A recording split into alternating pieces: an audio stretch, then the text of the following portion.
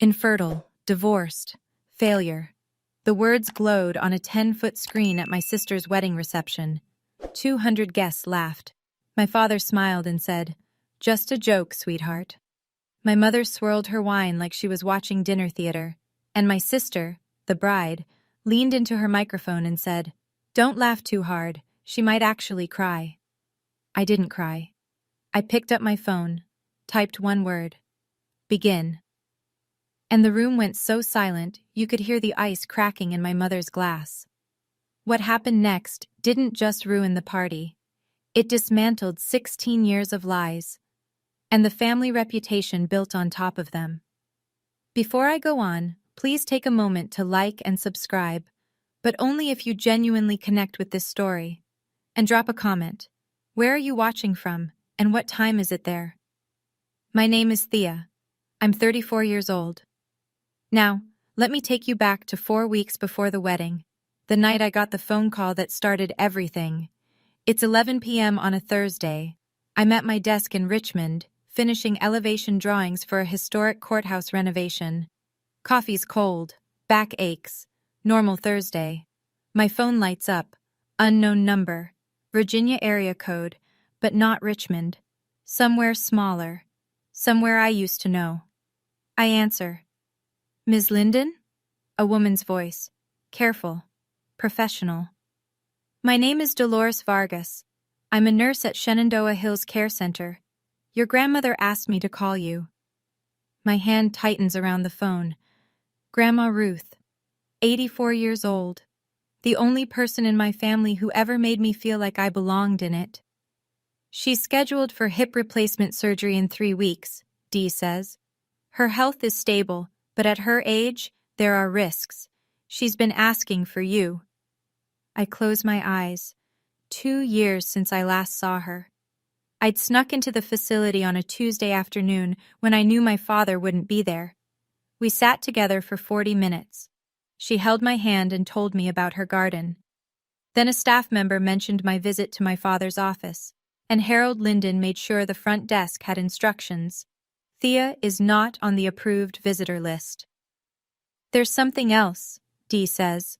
Her voice drops. "Your father told Ruth that you can visit, but only if you attend your sister's wedding first. It's in 3 weeks." Of course, everything with Harold comes with conditions. "And Ms. Linden? Your grandmother wanted me to tell you one more thing." A pause. "She said they're planning something, at the reception, something about you. She wanted you to be ready." I look up from my phone. On the wall across from my desk hangs a framed certificate. Virginia Emerging Architect of the Year. 5 years of silence. And the first voice I hear from that town isn't my mother's. It's a nurse's. To tell you what happened next, I need to go back further. 16 years further. I'm 18, senior year, sitting at the kitchen table in my parents' house in Millbrook, Virginia, a town where everybody knows your last name and what your father's worth. Harold Linden slides a document across the table. A land transfer form. The property is a 2-acre parcel on the edge of town. Rolling grass, a creek, one old oak tree. My grandmother Ruth gave it to me on my 16th birthday, signed it over legally, said, "This is yours, Thea, no matter what." "Sign it," my father says. "I need this parcel for the Oakdale project." "Grandma gave it to me, and I'm telling you to give it back." I look at my mother. Vivian Linden sits at the end of the table, flipping through a home decor magazine. She doesn't look up, doesn't say a word. The sound of pages turning fills the silence. I don't sign. 3 days later, my father cancels my college tuition fund. The account he'd been setting aside since I was born. Gone. Redirected. I find out when the registrar's office sends a letter. 1 week after that, Harold stands in the foyer with his arms crossed. "You walk out that door, you don't come back." My little sister Paige, 11 years old, watches from the top of the stairs. She doesn't say anything either, she just watches. I leave with 1 duffel bag and $43 in my checking account. That night, Harold tells the neighbors. "She dropped out, ran off with some boy, broke her mother's heart." None of it was true. But in Millbrook, my father's word was the only one that mattered. Here's what happened after the door closed behind me. I slept in my car for 2 weeks, worked the counter at a gas station outside Charlottesville, got my GED at 19 while waitressing double shifts at a diner that smelled like bacon grease and bleach, applied to community college, transferred to Virginia Commonwealth University on a need-based scholarship, studied architecture because I liked the idea of building things that lasted, things that couldn't be taken away with a signature. I graduated at 23. Nobody came to the ceremony. I wore my cap and gown, walked across the stage, and shook the dean's hand. Then I went home to my studio apartment and ate takeout on the floor. At 24, I married Drew Halpern, a man I'd met through Harold's old business network before I was cast out. He was 12 years older, charming in public, suffocating in private. He managed my bank account, screened my phone calls, and told me which friends I was allowed to keep. A smaller, quieter version of my father. I got out at 27. At 28, a doctor told me I couldn't have children. A medical fact. I processed it alone, in a clinic waiting room with fluorescent lights and a 2-year-old magazine. Somehow, Paige found out. Drew had stayed in touch with my family after the divorce. He'd always liked having leverage. Now I'm 34, senior architect at Mercer & Hollis in Richmond. I design restorations of historic buildings, courthouses, libraries, theaters. My professional name is T. Mercer Linden. I kept Drew's name hyphenated because the architecture world already knew it. I didn't hide my life from my family to be dramatic. I just stopped performing for people who'd already decided I was nothing. Nobody in Millbrook knows any of this. The morning after Dee's call, I sit in my office with the door closed. Through the glass wall, I can see my colleague Marcus Cole at his desk, headphones on, running cable management simulations for a museum project.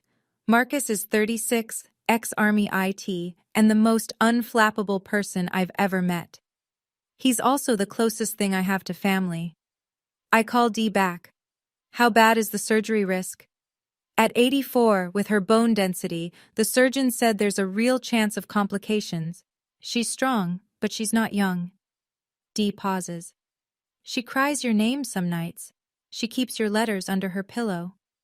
I press my knuckles against my forehead.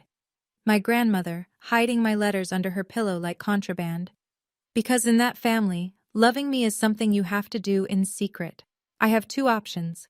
Go to the wedding, endure whatever Paige and my parents have planned, see Grandma Ruth, or stay in Richmond, stay safe, and maybe never see her again. I knock on Marcus's glass wall. He pulls off his headphones. I need a favor. He listens to everything. The wedding, the slideshow warning, the nursing home ultimatum.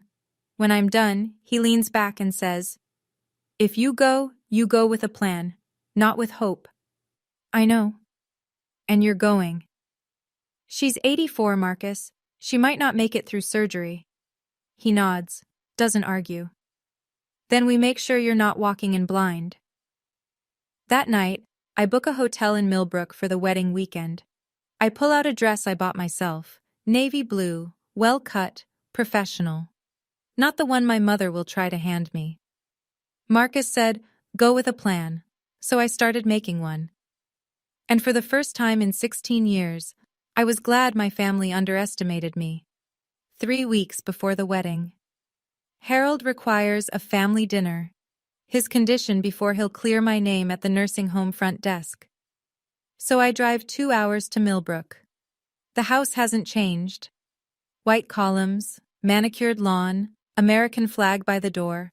The performance of respectability, down to the last trimmed hedge. Nobody hugs me at the door. Vivian looks me over. "You look thin. Are you eating?" I'm not thin. I run 3 miles every morning and I eat plenty. But this is how my mother operates. Concern as a weapon, wrapped in a question nobody expects you to answer honestly. Harold sits at the head of the table, same chair, same posture. "So, what are you doing with yourself these days?" "I work at a design firm." "Answering phones, I assume?" I pick up my fork. Don't correct him. Paige arrives late, trailing perfume and self-importance. She flashes a 4-carat engagement ring under the dining room light. Then she pulls me aside in the hallway. I need you to wear something understated at the wedding. Garrett's family is very particular. She tilts her head. You still alone? No one? I say nothing. She smiles. Some people just aren't meant for that, I guess. Before I leave, Vivian hands me a garment bag. Inside, a pale beige dress, shapeless, 2 sizes too large. This will be perfect for you. At the door, Harold puts his hand on my shoulder. The Whitmores are old money. They judge.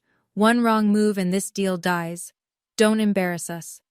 I drive back toward the highway, and then the name hits me. Whitmore. I know that name. Not from Paige's ring, not from Harold's business talk. I know it from a project file sitting in my office in Richmond. Back at my desk Monday morning, I pull up the client database. Whitmore Heritage Foundation. There it is.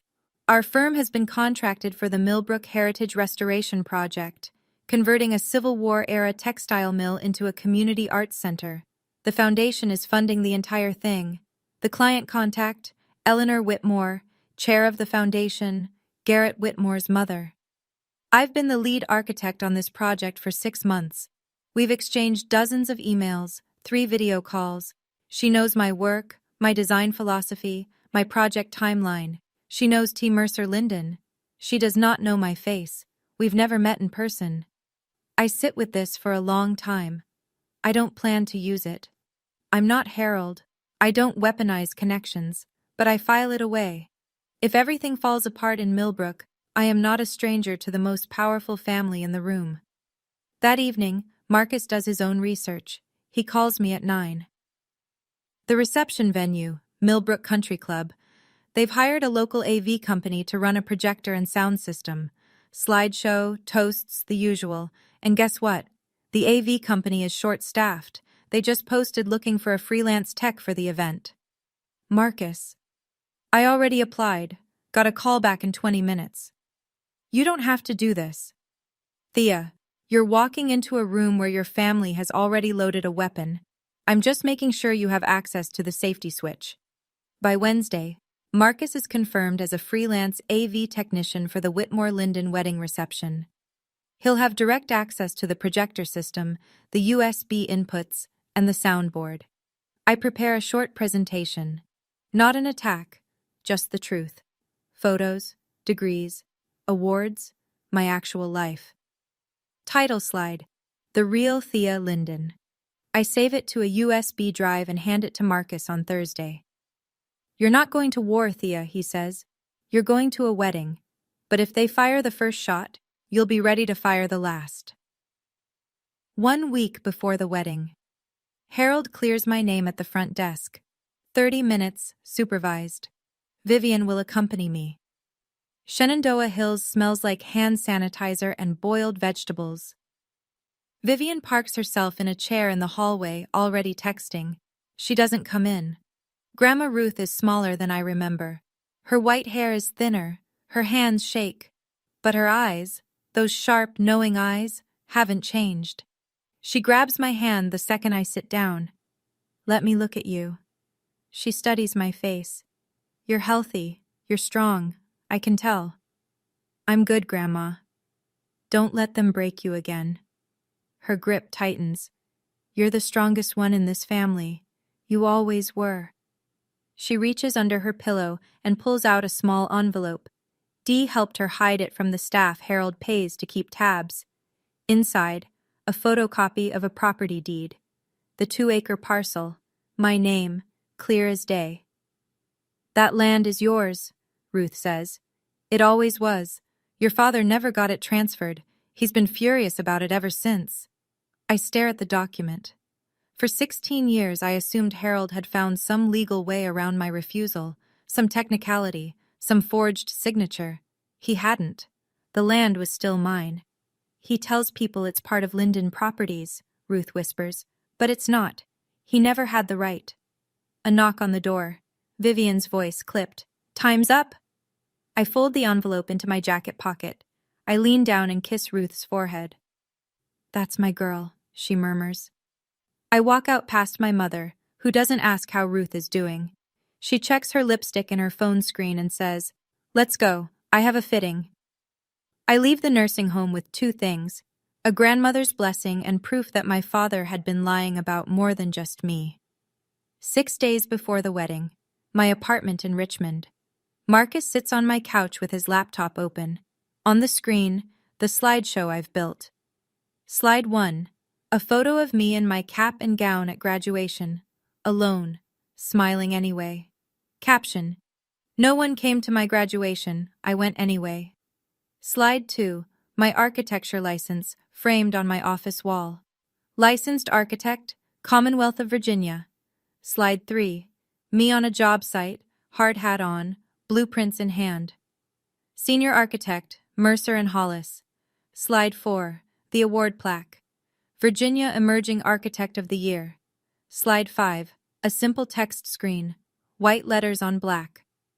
"You called me a dropout. I have a master's degree. You called me broke. I own my home. You called me a failure. I design buildings for a living."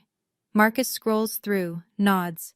Clean, factual, no insults, just the record. That's the point. I don't want to attack them. I want the truth to be louder than their joke. He closes the laptop. "You sure you don't want to add the part about your dad's Oakdale problem? The land?" "No, I'm not him. I don't turn information into ammunition." "Then what's the trigger?" I show him. A text message, pre-typed on my phone. One word: begin. When I send it, Marcus switches the USB on the projector from Paige's slideshow to mine. He's already tested the system during setup at the venue. The swap takes 3 seconds. "And if their slideshow turns out to be harmless?" he asks. "Then I never send it. We leave. I visit Ruth. We drive back to Richmond." Marcus looks at me for a long time. "You know they won't keep it harmless." "I know. But I need to give them the chance, one last chance to be decent. Because when this is over, I want to be sure, completely sure, that I didn't fire first, 5 days before the wedding." Harold calls. He doesn't say hello. He says, "Rules. You sit at table 14, back corner. You don't speak to the Whitmores unless spoken to. You don't mention your divorce, your condition, or anything about your personal life. If anyone asks what you do, you say you work reception at a small firm. Clear? And after the wedding, I can see Grandma Ruth?" "We'll see. Depends on your behavior." The line goes dead. That evening, my phone buzzes. Paige has added me to a group chat. Vivian, Harold, Paige, and now me. The first message is a preview of the slideshow. I watch the images load. The Linden family. And then there's Thea. Old photos of me, stretched and filtered to look unflattering. Cartoon stickers slapped across them. And then the labels, one per slide, bold and centered. High school dropout, divorced, broke, alone, infertile. Paige types beneath the preview. "OMG, this is going to be hilarious. Don't worry, Thea, it's all in good fun." Vivian responds, "Keep it tasteful, Paige." She doesn't say take it down. She doesn't say this is wrong. She says keep it tasteful. As if there's a tasteful way to broadcast your daughter's medical history to 200 strangers. Harold doesn't respond at all. I screenshot every message, send them to Marcus without comment. Then I open my laptop. My own presentation is still up. 5 clean, factual slides. I add one more, a 6th. A quote, white text on black. "The measure of a family is not how they celebrate their best. It's how they treat their most vulnerable." I stare at the word infertile on my phone screen for a long time. Then I close the group chat. I don't respond. There's nothing left to say to people who think your body is a punchline. The wedding day arrives under a clear October sky. Millbrook Community Church, white clapboard, steeple catching the morning sun. The parking lot is full of BMWs and Land Rovers. This is the social event of the season. I wear my navy dress, not the beige sack my mother picked out. I'd left it hanging in the hotel closet without a second thought. Inside the church, 200 guests fill the pews. Millbrook's business community, country club members, town council acquaintances, and in the front row, the Whitmores. Eleanor in a deep green jacket, silver hair pinned back, posture like a former dancer. Her husband, Richard, beside her. Distinguished. Reserved. I sit in the last pew. No one greets me. No one offers to scoot over. Harold works the center aisle like a campaign trail. Handshakes, shoulder claps. So proud of my little girl. He doesn't mean me. Vivian floats near the altar in a custom ivory dress, murmuring to a friend. Both my daughters are here today, even the difficult one. She laughs lightly. The friend glances toward the back. I pretend not to notice. An older woman I don't recognize sits 2 rows ahead of me. White hair, floral dress, reading glasses on a chain. She looks at me once, then back toward the altar. I don't think anything of it. The ceremony begins. Garrett stands at the altar looking genuinely happy. He speaks his vows with a tremor in his voice. Paige speaks hers louder, longer, mostly about herself. Across the church, I spot Marcus near the side entrance, wearing a black polo with the AV company's logo. He adjusts a microphone cable on the altar. Our eyes meet for half a second. He gives the smallest nod. My father shakes hands like a politician. My mother smiles like a hostess. And I sit in the last row like a ghost they'd invited on purpose. The reception is at Millbrook Country Club. Crystal chandeliers, round tables draped in white linen, a 10 by 6 foot projection screen behind the head table, the smell of gardenias and money. Table 14 is where I'm seated, back corner, next to the kitchen door. Every time a server pushes through, a blast of clattering dishes and shouted orders hits my back.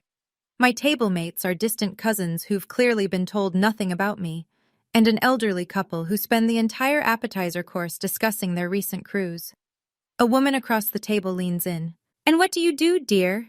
"I'm an architect." "Oh, how nice." She turns to the man beside her and starts talking about kitchen renovations. On stage, Paige takes the microphone for the first toast. She thanks her parents. She thanks the Whitmores. She thanks her college friends, her wedding planner, her florist. Then she looks toward the back of the room, toward me. "And my sister Thea, who managed to show up today." A pause. "That's something, right?" Scattered laughter. The polite kind. The kind where people aren't sure if they're supposed to laugh, so they do anyway. Harold clinks glasses at the head table with Richard Whitmore. They're leaning close, talking numbers. Eleanor sits beside them, polite but measured. She hasn't committed to anything yet. I can tell by the way she holds her wine glass, close, untouched, like a prop. My mother appears at my elbow. Her perfume arrives before she does. "Don't drink too much," she whispers. "Don't talk about yourself, and for God's sake, smile." I smile. Not because she told me to, because in 20 minutes, the slideshow is scheduled to play, and I know exactly what's on it. Right now, I'm sitting at table 14 with a plate of food I can't eat and a family that wishes I'd stayed invisible. But I want to ask you something specific. Have you ever been seated at the back, literally or figuratively, by people who were supposed to love you?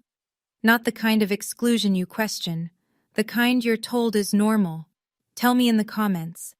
Because what happens next at this reception, with that screen and those 200 guests, is the reason I'm telling you this story today. Stay with me. The lights dim. Paige's maid of honor takes the microphone with a grin that tells me she's been rehearsing this all week. "And now, a special presentation from the Linden family." The screen flickers to life. Soft piano music plays through the speakers. Baby photos of Paige, gap-toothed smile, ballet recitals, prom. Paige and Harold fishing on a lake. Paige blowing out birthday candles. The Lindens on vacation. Vivian in a sun hat. Harold with his arm around Paige, the ocean behind them. I'm not in a single photo. The room coos. "Ah!" Eleanor Whitmore smiles politely. Richard pats his son's shoulder. Then come the couple photos. Paige and Garrett at a vineyard, at a football game, at Christmas dinner with the Whitmores. Each one earns a round of soft applause. The music shifts, playful. A drum roll sound effect. The screen reads, "And now, let's meet the rest of the family." Paige grins from the head table. She catches my eye across the room and wiggles her fingers in a little wave. Vivian leans back in her chair with the satisfied look of someone who's been waiting for the main course. My stomach drops, not from fear, from certainty, because I know what comes next. Under the table, my phone is already in my hand. The message to Marcus is typed and ready. One word: begin. My thumb hovers over the send button. I make myself a promise. If the next slide is harmless, if it's an old photo with a gentle caption, if it's a real toast, if there's even a scrap of decency in what they've prepared, I won't press it. I'll take the joke. I'll go home. I'll let them have their night. I give them one last chance to be decent. The screen changes. My face fills the frame. An old photo from high school, grainy, unflattering. Across the bottom, bold white letters, high school dropout checkmark. Nervous laughter ripples through the room. A few people glance at me. I keep my face still. Next slide. A cracked heart emoji beside my name.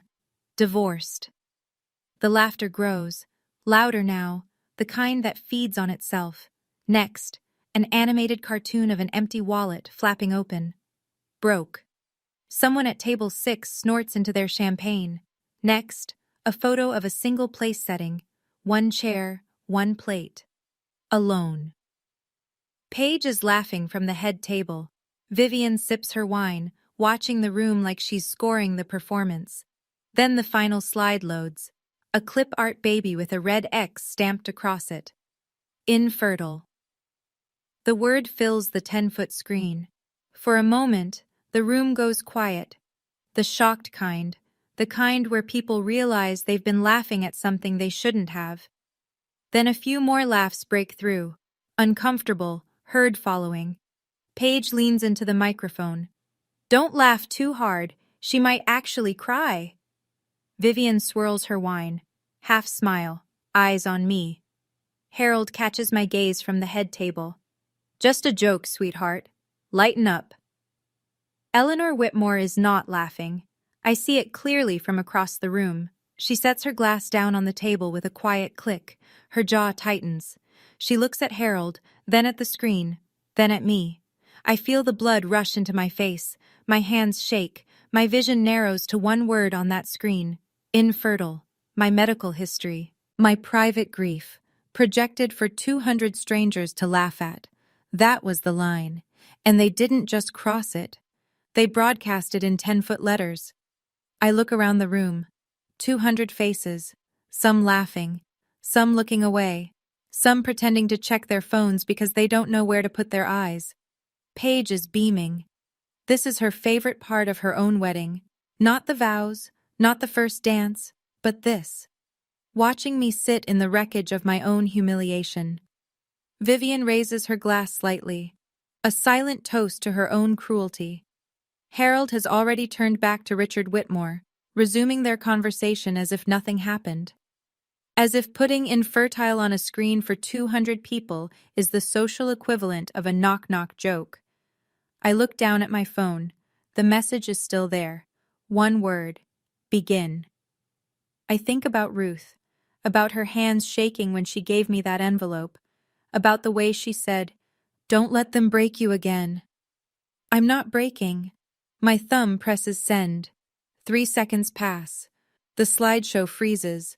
The screen goes black. Paige frowns. Tech issues?" She waves toward the back of the room. "Can someone fix that?" Behind the AV booth, Marcus pulls Paige's USB from the projector and inserts mine. His hands are steady. He's done harder things under worse pressure. The screen lights up again. White text on a dark background. Clean. Simple. The real Thea Linden. The room goes silent. Not the polite kind. The kind where every head turns and every conversation stops at once. Harold stands up. What is this? Turn it off. He looks toward the AV booth. Marcus doesn't move. The system remote has been locked. The only way to kill it is to pull the power cable in the utility closet, and Marcus locked that door 20 minutes ago. For the first time in 16 years, my father can't silence me. The first slide fills the screen. A photo of me at graduation, cap and gown, standing alone in front of the university seal, diploma in hand. The caption reads, "No one came to my graduation. I went anyway." Murmurs. A woman at table 3 puts her hand over her mouth. Next slide. My architecture license, framed and mounted. Licensed architect, Commonwealth of Virginia. The murmurs get louder. Next. Me on a construction site, hard hat, steel-toed boots, blueprints rolled under my arm. Behind me, the skeleton of a renovated courthouse. Senior architect, Mercer and Hollis. A man near the front turns in his chair to look at me, then another, then a whole table. Next slide. A framed plaque. Virginia Emerging Architect of the Year. Eleanor Whitmore's hand freezes halfway to her glass. The final content slide appears, white text on black. You called me a dropout. I have a master's degree. You called me broke. I own my home. You called me a failure. I design buildings for a living. I stand up from table 14. I don't walk to the stage. I don't grab a microphone. I just stand where I am, in the back corner, next to the kitchen door, and look toward the front of the room. Harold's face is a shade I've never seen, somewhere between fury and fear. This is ridiculous. She probably faked all of this. Paige's smile is gone. Turn it off. This is my wedding. Vivian sits frozen, her wine glass suspended in midair, her face drained of color. The last slide appears. The quote I added 5 days ago. The measure of a family is not how they celebrate their best, it's how they treat their most vulnerable. I don't say a word. I don't need to. The screen is doing all the talking. Harold moves fast. He steps out from behind the head table, both hands raised, smile locked in place. The same smile he uses at town council meetings and Rotary dinners. Folks, I apologize for the interruption. My older daughter has always had a flair for drama. He chuckles. It lands flat. This is clearly a misunderstanding. He walks toward me. The crowd parts slightly, the way people do when they sense a collision coming. His shoes click on the hardwood. When he reaches table 14, he lowers his voice, but not enough. The tables nearby can hear every word. Sit down, right now, or you will never see your grandmother again. I look at him. My father, 62 years old, builder of houses, destroyer of daughters, and I say in the same quiet voice, "You've used Grandma Ruth as a leash my whole life. That ends tonight." His jaw clenches. I will call security. From the head table, a chair scrapes back. Garrett Whitmore stands up. His face is tight. Wait. He looks at Harold, then at me. Let her speak. Paige grabs his arm. Garrett! He pulls free. Something isn't right here, Paige. I want to hear this. The room shifts. I can feel it. The energy tilting, the way a crowd recalibrates when someone unexpected breaks rank. Vivian rises from her seat, her voice cracking for the first time. Thea, please. You're humiliating yourself. I look at my mother. The woman who flipped magazine pages while my father threw me out. The woman who handed me a shapeless dress and told me to blend into the walls. No, Mother. For the first time, I'm not. At the front table, Eleanor Whitmore hasn't moved. But her eyes have. They're locked on the screen, on the words, Mercer and Hollis. And something in her expression changes. I step away from table 14. I don't rush. I don't raise my voice. I walk to the center of the room, between the round tables and the flickering candles, and I stand where everyone can see me. 200 faces, champagne going flat. The piano music has stopped. I didn't drop out. My voice is steady, conversational. like I'm explaining a project timeline at a Monday meeting. My father pulled my college tuition when I was 17 because I wouldn't sign over land my grandmother gave me. Harold opens his mouth. I keep going. I didn't choose to be alone. I was told to leave and never come back. I was 18 years old with $43 in a duffel bag. Vivian's hand trembles on her wine glass. My divorce? I married a man my family chose. He was controlling. I got out. That's not failure, that's survival. A woman at table 5 pulls her napkin to her face. Her husband puts his arm around her. And infertile? I look directly at Paige. That's a medical condition, not a punchline. And you put it on a screen for 200 people at your own wedding. Paige's lower lip quivers. She opens her mouth but nothing comes out. I look at Vivian. You helped design those slides, and you gave me a dress meant to make me invisible. I look at Harold. You told me to sit in the back, stay quiet, and not embarrass you. I let the pause stretch. The only embarrassment in this room is what you just did to your own daughter. The silence is total. A server holding a tray of desserts stops in the kitchen doorway, motionless. Then I hear the sound of a chair pushing back. Slow, deliberate. Eleanor Whitmore stands, and she walks straight toward me. Eleanor Whitmore moves through the room like she owns it. And in a way, she does. Half the people here tonight owe her foundation a grant, a favor, or a seat on a board. She stops 3 feet from me. Her eyes move from my face to the screen behind us, where senior architect Mercer and Hollis is still glowing. T. Mercer Linden. She says it like she's confirming something she already suspected. You're the architect on the Millbrook Heritage Project. Yes, ma'am. Eleanor turns, slowly, the way a woman turns when she wants a room to see exactly where she's looking. She faces Harold. Mr. Linden. Her voice is steady and surgical. The woman you just humiliated in front of my family is the architect I hired to restore the most important building in this town. The color drains from Harold's face in real time. I watch it happen, the confident flush replaced by something gray and exposed. I didn't know. You didn't know because you didn't bother to know your own daughter. A ripple runs through the room. Whispered words, heads turning. Someone at table 8 pulls out a phone. Paige jumps up from the head table, voice pitched high. Babe, this is insane. She's making this all up. She reaches for Garrett's hand. He steps back. His hand stays at his side. Vivian tries next. She approaches Eleanor with her hostess smile at full power. Eleanor, please, this is a family matter. Eleanor doesn't break eye contact with Harold. You made it a public matter, Mrs. Linden, when you put it on a 10-foot screen. The room exhales. I can hear it. 200 people breathing out at once, the collective release of held tension, the recalculation happening at every table. Nobody is looking at the bride anymore. Harold tries to recover. He's spent 62 years recovering. It's what he does. Builds back the smile, adjusts the handshake, resets the narrative.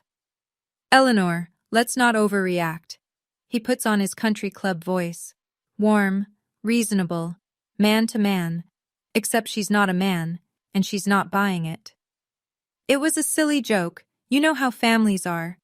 I know how my family is, Eleanor says. We don't put our children's medical records on a screen for entertainment. She turns to Garrett. Son, I think we need to have a conversation, privately, tonight. Garrett nods. He's been watching Paige since the reveal. His expression isn't anger. It's something worse. It's reevaluation. He looks at his bride and says, You told me Thea was unstable. You said she had issues, that she was jealous of you. Paige's voice cracks. She is jealous. She's a licensed architect with awards, Paige, and you put infertile on a screen at our wedding. Harold steps toward Eleanor, dropping his voice to a register that probably works in boardrooms. Let's talk about the Oakdale partnership. This has nothing to do with... Eleanor raises her hand. One gesture. That's all it takes. The Oakdale partnership? She repeats it as if tasting something spoiled. Harold, after what I just witnessed, there is no Oakdale partnership. Harold's mouth opens. Nothing comes out. His hand, still raised in a half gesture, drops to his side. Vivian breaks, not gracefully, a sharp, strangled sound that might be a sob. This can't be happening. She says it to no one. She says it to the tablecloth. I stand in the center of the room. I don't smile. I don't nod. I don't celebrate. I just stand. For the first time in my life, standing is enough. Harold just lost the Oakdale deal. Paige just lost control of her own reception. And my mother is crying. Not for me. Never for me. For the image. I'm standing in the middle of this room, and for the first time, no one is telling me to sit down. Now I need to know, if this were your family, would you have pressed begin? Or would you have walked away? Drop a 1 for begin or a 2 for walk away in the comments. And stay with me, because what happens after this moment is something I never planned for. Paige is a fast learner. She grew up watching our mother pivot from cruelty to composure in under 5 seconds, and now she deploys the same skill. Her face crumbles, not gradually, all at once, like a switch. Tears spill down her cheeks. She rushes to the center of the room, hands pressed to her chest. This is my day! Her voice breaks perfectly. She always does this. She has always been jealous of me. She turns to the crowd, mascara streaking. I invited her because I wanted her here. The slideshow was supposed to be funny. She's twisting everything. A few guests shift uncomfortably. There it is. That hesitation that predators rely on. The moment where onlookers wonder, maybe the crying woman is the real victim. Paige spins toward Garrett. You're choosing her? On our wedding day? Vivian rushes to Paige's side, wrapping an arm around her. My baby. They're attacking my baby. She looks at Eleanor with wet eyes. Can't you see what's happening? For a second, just a second, I feel the room tilt back toward them. Tears are powerful. A bride crying at her own wedding is powerful. I see doubt flash across a few faces. Then Eleanor speaks. She doesn't raise her voice. She simply takes out her phone, glances at the screen still glowing behind us. Funny? She reads from the slides. Infertile. Failure. Alone. She looks at Paige. Which part was the joke, dear? The doubt evaporates. The room resettles, like a jury that considered a different verdict and decided against it. Paige's tears are still falling, but they've lost their power. She's ruining my wedding! I don't shout. I don't match her volume. I just say, I didn't make the slideshow, Paige. You did. Eleanor isn't finished. She turns back to Harold, and this time, her voice carries the flat precision of a woman who manages a multi-million-dollar foundation. The Oakdale Project. You told us the land was fully consolidated under Linden Properties. Every parcel accounted for. Harold stiffens. It is. I wasn't planning this. I didn't rehearse it. But I hear the words Oakdale and fully consolidated, and something clicks into place. The envelope in my pocket, the deed Ruth pressed into my hands 1 week ago. Actually, I say, it's not. The room turns to me. I reach into my jacket and pull out the folded photocopy. The center parcel, the one my grandmother gave me when I was 16, is still in my name. I have the deed right here. Harold's face goes rigid. Not the public rigidity of composure, the private kind. The kind I remember from the kitchen table when I was 18, and he slid that document across to me. Eleanor looks at the paper, then at Harold.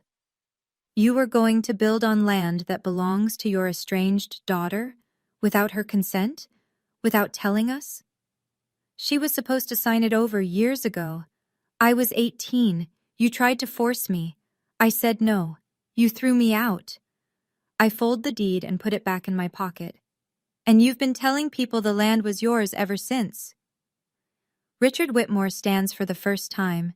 He buttons his jacket, the kind of small, deliberate motion men make when they're about to leave permanently. Eleanor meets Harold's eyes one final time. Mr. Linden, I think we're done here. Harold turns to me. His voice drops to something raw and small. You ungrateful. Garrett steps forward. Enough. His voice is sharp and final. That's enough, Mr. Linden. Something in Vivian fractures. She's been holding it together.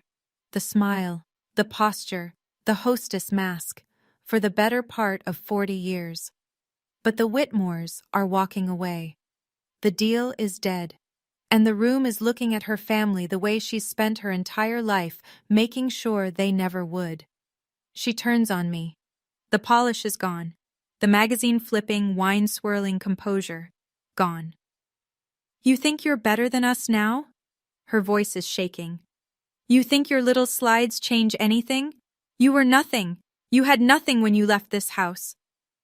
You're right, I say. I had nothing. Because you made sure of that. I did what was best for this family. You did what was best for the image. There's a difference. She looks around the room, searching for an ally. Her eyes land on familiar faces, country club friends, book club members, women she's had lunch with for 20 years. She tries the social smile. This is so embarrassing. Family drama, you know how it is. Nobody smiles back. Then a voice rises from the back. The older woman from the church, the one with reading glasses on a chain. She stands slowly, gripping the edge of her table. I've known Ruth Linden for 50 years. Her voice is thin but carries through the silent room. She would be ashamed of what you three did tonight. She picks up her clutch purse and walks toward the exit. Her heels click against the floor, measured and final. Another couple stands. Then a man at table 9. No speeches, no drama. They just leave. Vivian sinks into the nearest chair. Her hand finds her wine glass, but she doesn't lift it. For the first time, she looks exactly her age. Maybe older. The room is emptying, and no one is pretending this was a joke anymore. The room is thinner now. Empty chairs scattered among the remaining guests. The gardenias are wilting under the heat of the chandeliers. Paige sits alone at the head table. Garrett stands with his mother near the side door. Harold hasn't moved from the center of the room, hands at his sides, staring at the floor. I look at what's left. My family. This room. 16 years of silence, ending here, between dessert plates and half-empty champagne flutes. I don't go to the microphone. I don't need it. My voice carries just fine in a room this quiet. I didn't come here to ruin your wedding, Paige. I look at my sister.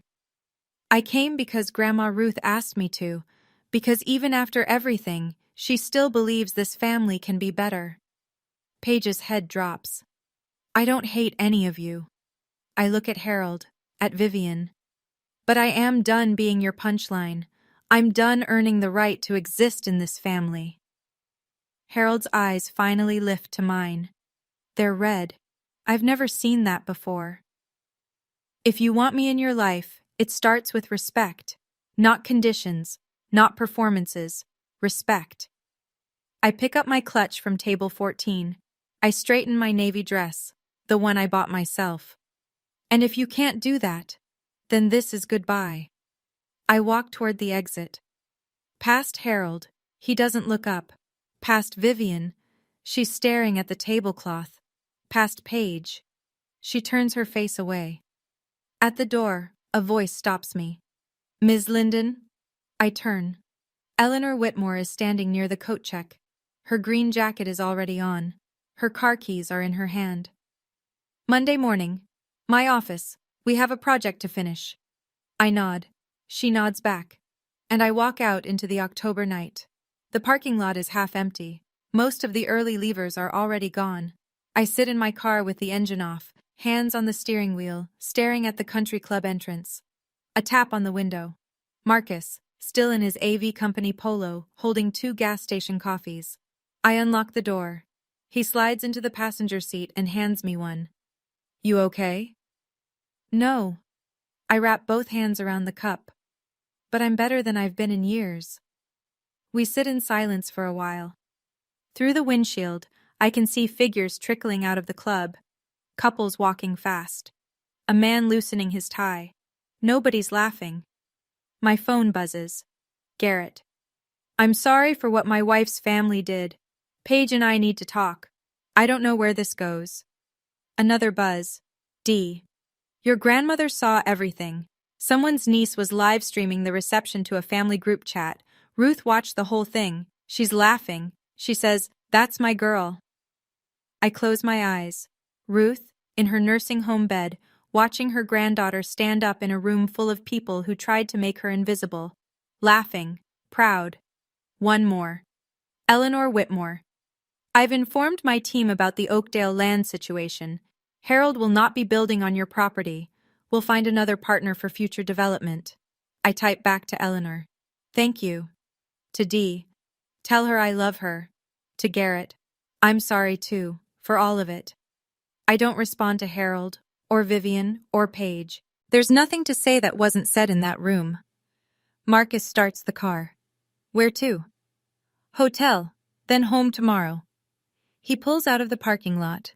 In the rearview mirror, the country club shrinks. Millbrook is a small town, and small towns do what they do best. They talk. The week after the wedding, Millbrook rearranges itself.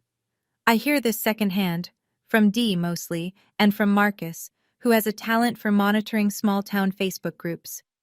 Vivian is removed from the Millbrook Autumn Gala Planning Committee. No formal announcement, just a quiet email from Eleanor's assistant. We're restructuring the committee this year. Thank you for your past contributions. Vivian calls 3 board members. None of them pick up. Harold loses 2 minor business partners within the first 10 days. A property developer in Staunton pulls out of a joint venture, citing alignment concerns. A local contractor who'd been loyal for 15 years sends a polite letter about pursuing other opportunities. Linden Properties doesn't collapse. Harold's too entrenched for that. But the cracks are visible, and in a town where reputation is currency, cracks spend fast. Paige and Garrett. Garrett asks for couples counseling. Paige refuses. She calls it an insult. By the second week, Garrett packs a suitcase and moves into his parents' guest house. They're not divorced, but they're not together. The book club that Vivian has hosted every third Thursday for 11 years quietly relocates to someone else's living room. No one tells her. I don't follow any of this in real time. I'm in Richmond, back at my desk, back at my drafting table. I have a courthouse renovation to finalize and a heritage project to present. Marcus reads me a post from the Millbrook Community Facebook page while we're eating lunch. Someone shared a photo of the slideshow screen with the caption, "This happened at the Whitmore-Linden wedding. Shame on the Lindens." 87 reactions, 42 comments. You didn't do this to them, Marcus says, closing his laptop. I know. They did this to themselves. You just stopped covering for it. I eat my sandwich. It tastes better than anything served at table 14, 3 weeks after the wedding, a Tuesday evening. I'm reviewing blueprints for the Millbrook Heritage Project. Eleanor's foundation wants the presentation ready by month's end. My phone rings. Harold. I almost don't answer. Then I pick up. He doesn't start with an apology. He starts with an offer. The land. Name your price. Let's end this like adults. The land isn't for sale. It was Grandma Ruth's gift to me. It stays mine. You're destroying this family over a piece of dirt? You destroyed this family over a piece of dirt 16 years ago, when you chose a parcel over your daughter. Silence. Long. The kind that lives on the phone line like static. I did what I thought was right, he says finally. So did I. And here we are. Another pause. Then his voice changes. Softer, almost human. Your grandmother is no longer your bargaining chip. I keep my voice level. I've contacted Shenandoah Hills directly. I'm listed as her secondary emergency contact. I can visit whenever I want. You don't get to use her against me anymore. I hear him breathe, in and out, the sound of a man realizing that the last lever he had has been removed. You always were the stubborn one, he says. I learned from the best. I wait for more. An apology. A confession. A crack in the wall he spent 62 years building. Instead, he hangs up. I set the phone down on my desk. My hands aren't shaking. My heart rate is normal. There was a time when a phone call from Harold Linden would have sent me spiraling for days, replaying every word, wondering if I'd been too harsh, too ungrateful, too much. That time is over. I go back to my blueprints. 2 weeks after Harold's call. A Sunday morning. I'm making coffee when my phone lights up with Paige's name. I let it ring 3 times before I answer. Old habit. Bracing. But the voice on the other end doesn't sound like Paige. Not the Paige I know. The one who wiggles her fingers and puts infertile on a screen. This voice is flat, tired, stripped of performance. Garrett moved out. Mom won't stop crying. Dad won't talk to anyone. I sit down at my kitchen table. I don't interrupt. The slideshow was wrong. I know that. She stops, starts again. I don't know why I did it. I've been doing things like that my whole life and nobody ever told me to stop. Because they were too busy doing it to me. A shaky exhale. Yeah. Silence. I don't know who I am without being the favorite, she says. And it's the most honest thing my sister has ever spoken. I could be cruel here. I could list every time she twisted the knife, every holiday she was celebrated while I was erased, every lie she inherited from our parents and polished into her own weapon. But cruelty is their language, not mine. Then maybe it's time you figured that out, I say. Without me as the punching bag. Can we start over? I don't know, but we can start with you talking to someone, a professional, not mom, not dad, someone who'll actually tell you the truth. A long pause. Okay. Neither of us says I love you. Neither of us says goodbye. We just sit on the phone for another few seconds, breathing, and then the line goes quiet. I set the phone down. Look out the window. The morning light is pale gold on the trees outside my apartment. No tears, just tired, but lighter than before. The following Saturday, I drive to Shenandoah Hills. No phone call to Harold, no 30-minute limit, no Vivian in the hallway checking her lipstick. I just go. Dee meets me at the front desk with a smile that says she's been waiting for this visit. She's in the sunroom today, strong morning. She watched your slideshow video again at breakfast. Again? 5th time. She made me replay the part where Eleanor said, "You didn't bother to know your own daughter." She clapped. The sunroom is warm and bright. Potted ferns line the windowsills. Grandma Ruth sits in a wheelchair by the glass, a crocheted blanket across her lap, her white hair catching the sun. She sees me and her whole face opens up. Not a polite smile, not a hostess smile. The real thing, the kind that starts in the eyes and fills every line and crease. She grabs my hand the second I sit down.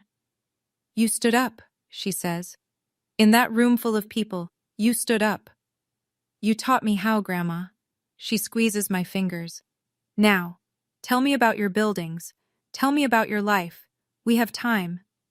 So I tell her, all of it.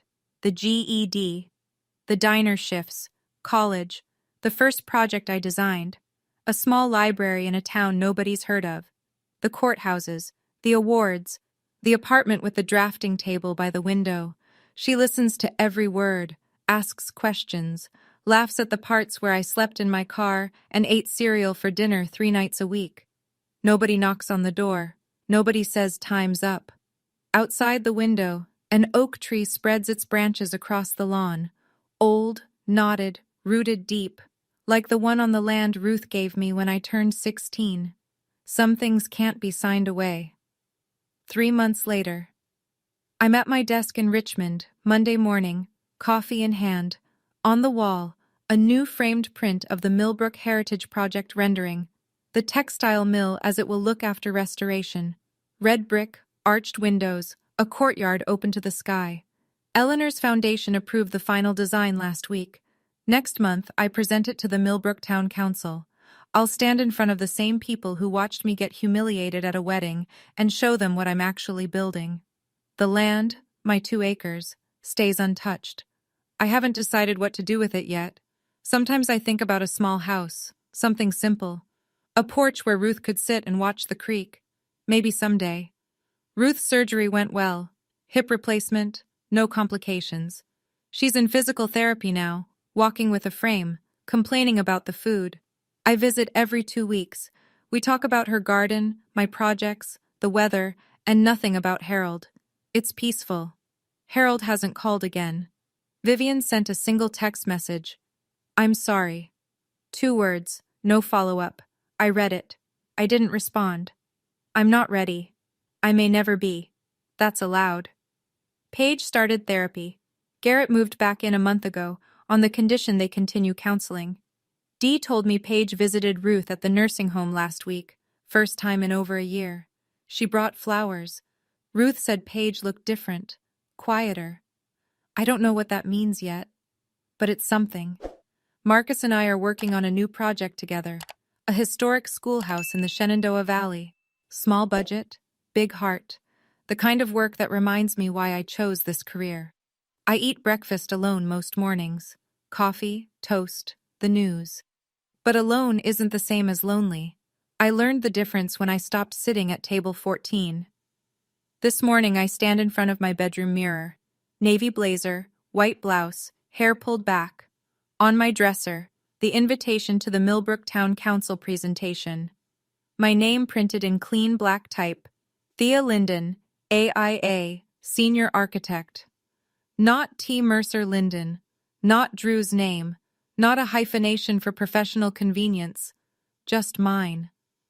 I pick up the invitation and run my thumb across the letters. 6 months ago, I sat in the last row of a church and watched my father shake hands like he owned the world. 4 months ago, I stood in a banquet hall while my body was turned into a joke for 200 people. Today, I'm driving back to Millbrook, but I'm not going to the old house. I'm not going to beg for a seat at anyone's table. I'm going to the textile mill, the one I'm rebuilding from the foundation up. Brick by brick, beam by beam, the way I rebuilt everything else. They called me infertile, divorced, failure, dropout, broke, alone. I am some of those things, and none of them define me. You don't need your family's permission to have a life worth living. You just need to stop asking for it. I take my keys. I walk out the door. The October sun is sharp and clean, the way it gets in Virginia when the leaves are turning and the air smells like wood smoke in cold mornings. I drive west, toward Millbrook, toward the building I'm restoring for a town that doesn't know my whole story yet, but will. The road stretches ahead, the mountains rise blue in the distance, and I'm not going home. I'm going to work. That's my story. And if you've made it to the end, I think some part of it belongs to you too. So here's what I want to ask. Don't just tell me how you felt. Tell me what you're going to do differently after hearing this. Set one boundary this week. Just one. If you chose begin earlier, hit subscribe. I'll be sharing another story soon that will make you rethink everything you thought you knew about family loyalty. Check the description for more stories like this one. Thank you for being here. It means more than you know.